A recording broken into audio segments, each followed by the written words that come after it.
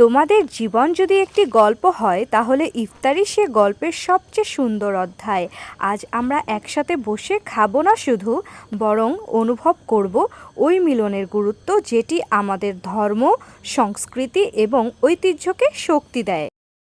রমজান একটি মাস যা আমাদের প্রত্যেককে ঐক্যবদ্ধ করে, প্রতিদিন একে একে আমাদের আকাশের নিচে একে অপরকে ভালোবাসা এবং সহানুভূতির সাথে একসাথে বসে ইফতারি করার প্রক্রিয়ায়। আর হ্যাঁ, ইফতারি শুধুমাত্র খাবার খাওয়া নয়, এটি একটি অনুভূতি, একে অপরের পাশে থাকা, সামাজিক বন্ধন গড়া এবং আল্লাহর কাছে আমাদের কৃতজ্ঞতা প্রকাশ করা। আজ আমরা শুধু ইফতারি করছি না, আমরা একে অপরের জীবনে প্রশান্তি, শান্তি আর ভালোবাসা ছড়িয়ে দিচ্ছি।